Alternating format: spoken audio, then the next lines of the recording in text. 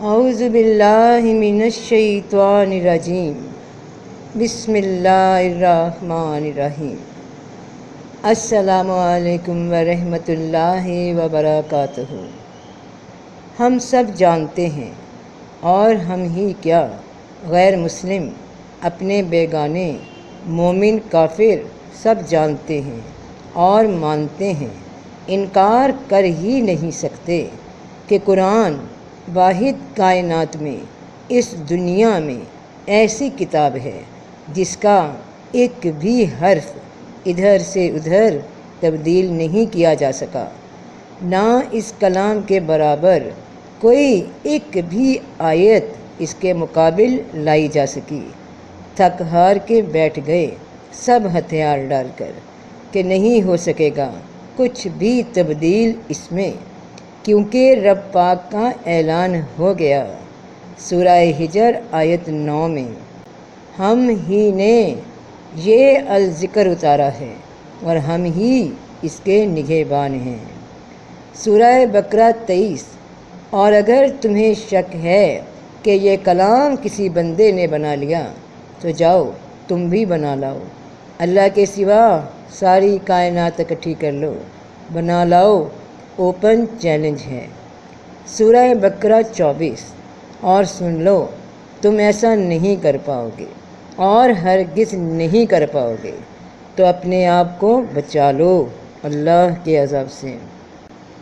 اور اگر اس کے بعد بھی کسی تھنک ٹینکرز کو، سائنسدانوں کو، شیطان کے پجاریوں کو کوئی غلط فہمی رہ گئی کہ انسان نہ صحیح جنات سے ہیلپ لے کر کچھ کر لیا جائے، تو اس کے لیے بھی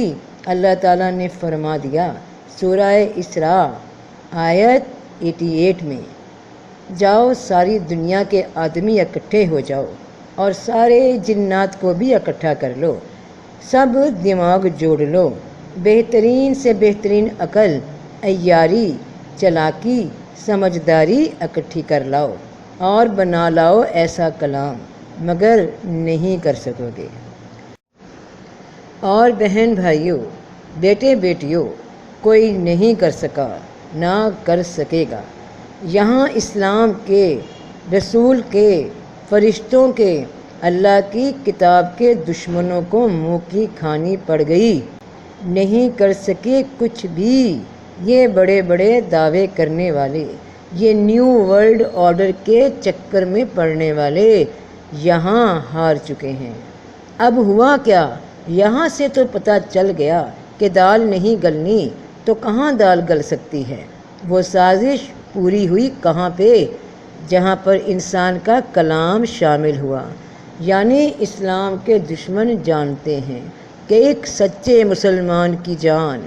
اپنے رسول محمد مصطفیٰ صلی اللہ علیہ وآلہ وسلم پہ قربان ہے۔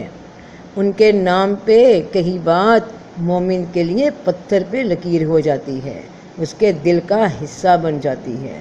اور یہ بھی سچ ہے کہ حدیث کی حفاظت کا ذمہ خدا نے نہیں لیا، تو بہت سی صحیح حدیثوں کے ساتھ ایسی حدیثیں بھی شامل کر دی گئیں جو انسان کو ڈبل مائنڈ کر دیں، کہ ایک حدیث میں رسول پاک صلی اللہ علیہ وآلہ وسلم کسی شے سے منع فرما رہے ہیں تو دوسری جگہ اس کو کرنے کا حکم دے رہے ہیں۔ یہ شرارت تو کرنی آسان تھی، لفظ شامل کر دیے گئے گمراہ کرنے کو۔ اب کس طرح پہچان ہو کہ حدیث صحیح ہے یا ملاوٹ کر دی گئی؟ تو اس کا راستہ ایک ہے، واحد ایک راستہ ہے، اور اس راستے کو بتانے سے پہلے اللہ پاک کی یہ بات سنو جو قرآن میں سورہ انفال آیت 22 میں فرمائی گئی،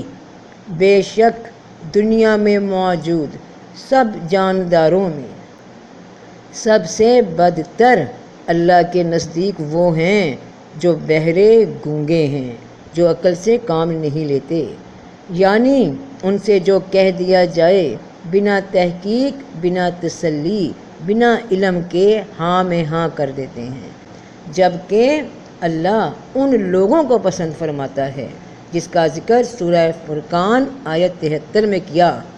اور وہ لوگ جب انہیں ان کے رب کے کلام سے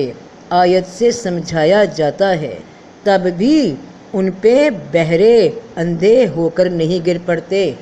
یعنی بنا یقین، بنا ایکسیپٹ کیے، صرف سنی سنائی بات کو سمجھے بنا صرف اس لیے قبول نہیں کر لیتے کہ ابو جان نے فرمایا تھا، دادا جان ایسے کہا کرتے تھے، اور خود کو علم ہی نہیں کہ اس کی وجہ کیا ہے،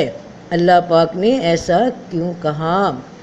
اس کو اپنانے میں میرے لیے کیا فائدہ ہے، اس کو ترک کرنے کا مجھے کیوں کہا گیا، تو سمجھ کر چلتے ہیں قرآن کی آیات میں بھی۔ تو اب سوچو ذرا بہن بھائیوں کہ قرآن جیسے کلام کے لیے بھی اللہ خود فرما رہے ہیں، اپنے کلام کے لیے بھی، کہ اس کو بنا سمجھے عمل کرو گے تو عمل ضائع ہو جائیں گے، بدتر کہلاؤ گے، جانوروں سے بھی نیچے جو عقل سے کام نہیں لیتے۔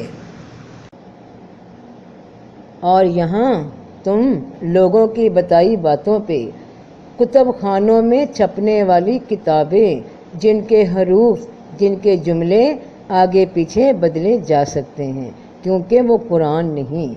حدیث کے نام پہ لوگ تمہارا مذاق اڑاتے ہیں، حدیث جھوٹ ہرگز نہیں، جو رسول پاک صلی اللہ علیہ وآلہ وسلم نے فرمایا، مگر وہ حدیث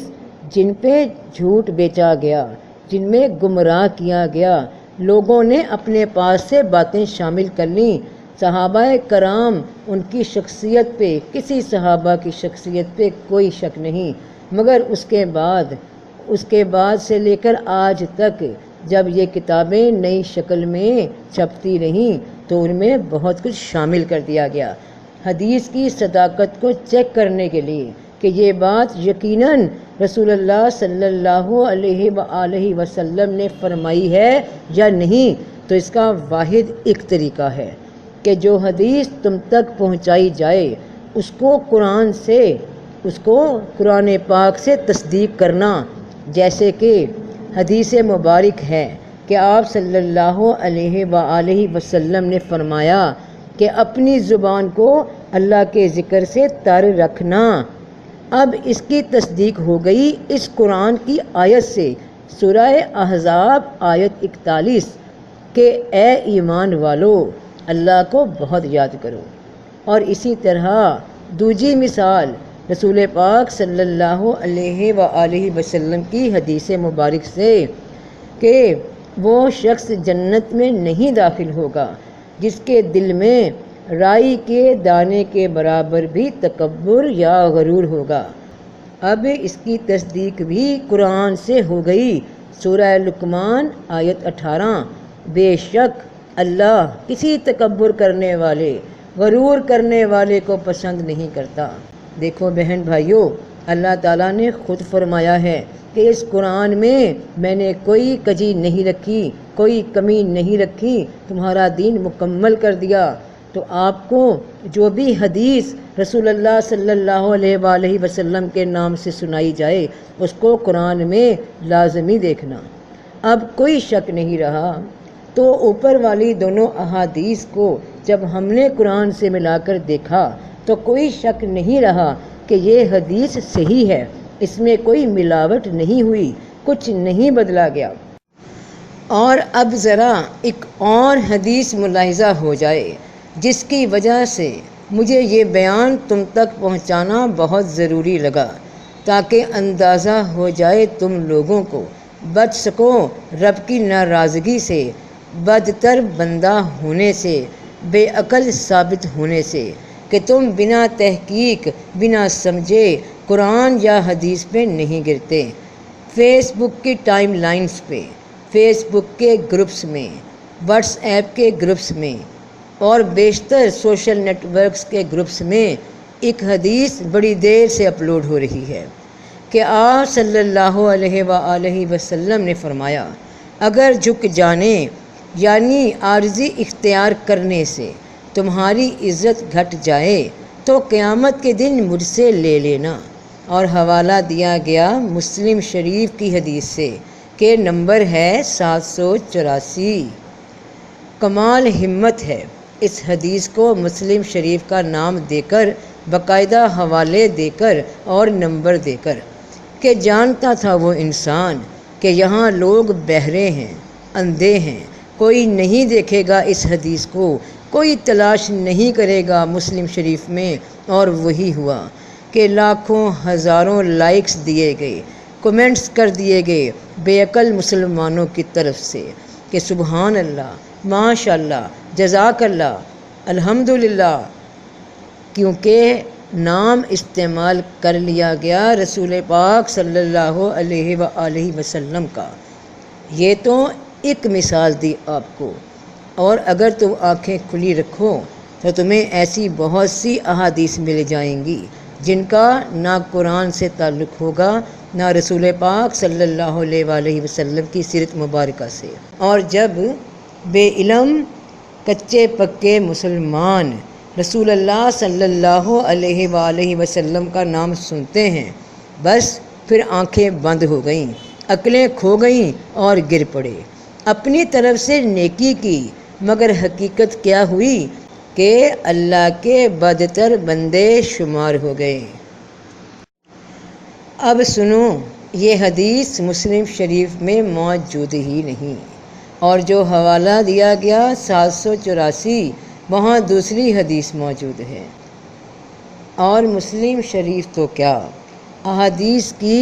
صحاح 6 کتابیں جو بڑی مشہور ہیں، ان میں سے کسی میں بھی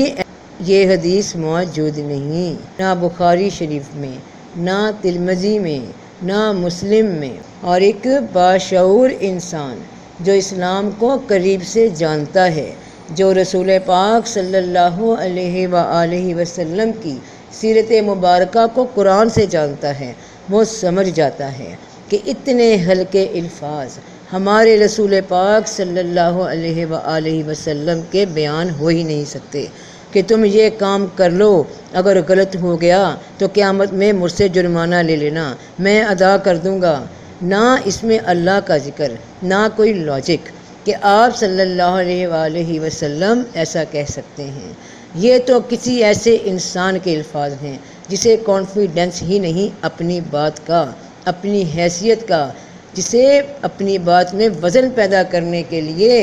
رسول پاک صلی اللہ علیہ وآلہ وسلم سے منسوب کرنا پڑا۔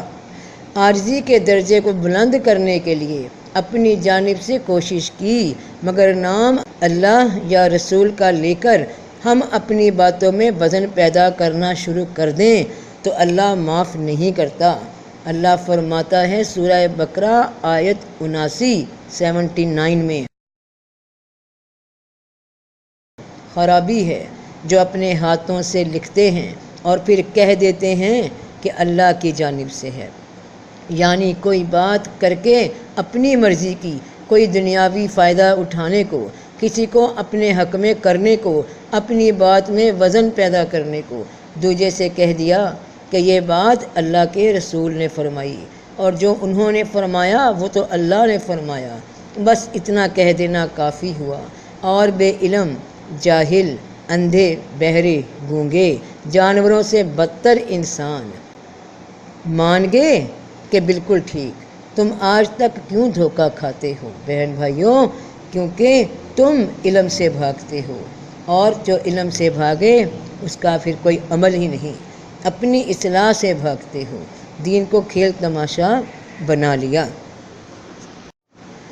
عام طور پہ دیکھا جائے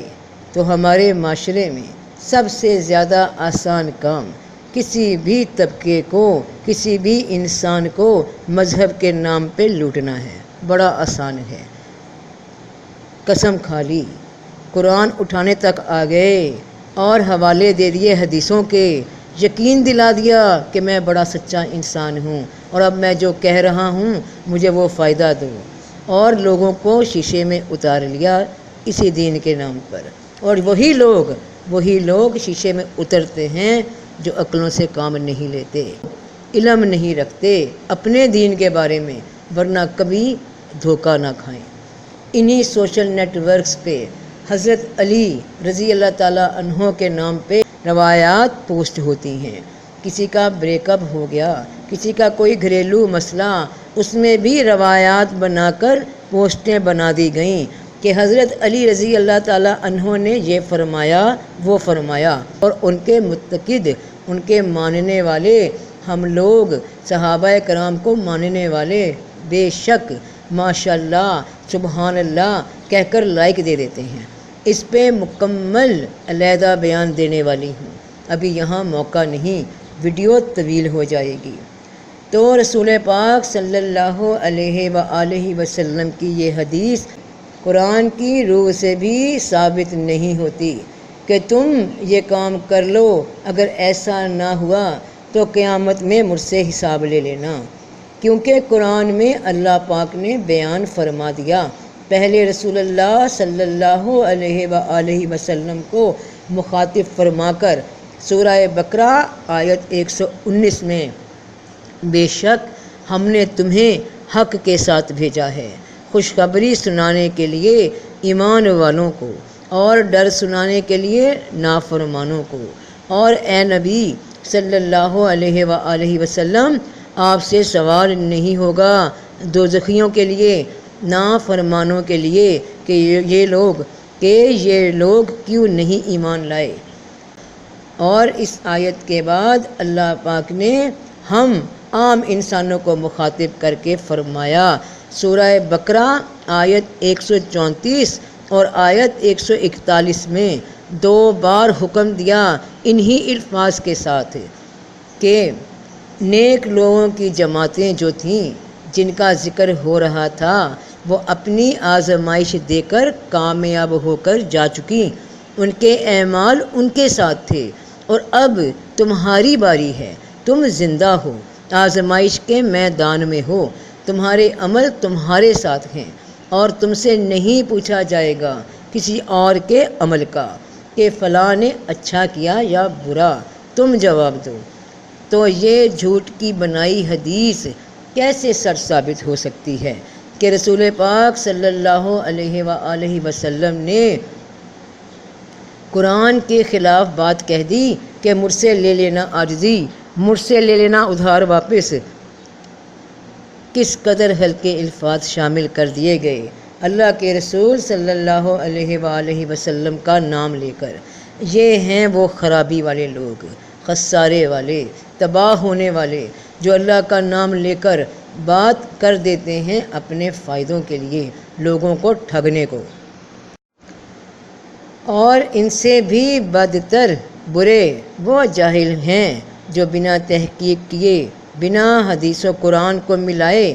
ایسی من گھڑت بعد کے صحابہ کے بعد کے انسانوں کی شامل کردہ حدیثوں پہ گر پڑے۔ بہن بھائیوں، بیٹے بیٹیوں، آگاہ ہو جاؤ، مجھے کوئی فرق نہیں پڑے گا اگر تم ہدایت کی راہ کی طرف آؤ یا نہ آؤ، مگر میرے رب کا حکم ہے کہ نیکی کی بات کو بتانا۔ جیسے رب پاک نے میری رہنمائی فرمائی تو میرا فرض بن جاتا ہے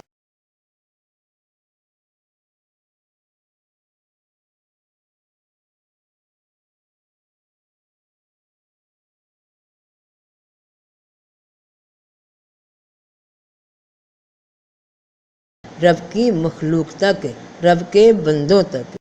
اور جو صرف اپنا سوچے، اپنے آپ میں نیک بن کر تنہا بیٹھا رہے، اپنی ہی آخرت بھلی کرتا رہے، اس سے رب پاک راضی نہیں۔ تم بھی نیک بات کو پھیلاؤ بیٹے بیٹیوں، ہم نے اپنی اصلاح بھی کرنی ہے اور دوسروں تک پیغام پہنچا دینا ہے رب پاک کا، اپنا فرض ادا کرنا ہے، فتنوں کو پہچاننا ہے، ورنہ تمہاری آنے والی نسلیں، ہماری آنے والی نسلیں، یہ آنے والے نئے انسان، ان کے ہم قرضدار ہو جائیں گے اگر جانتے ہوئے بھی حق کو چھپا گئے۔ تو سب کا بھلا، سب کی خیر، جیتے رہو بہن بھائیوں، بیٹے بیٹیوں، فی امان اللہ۔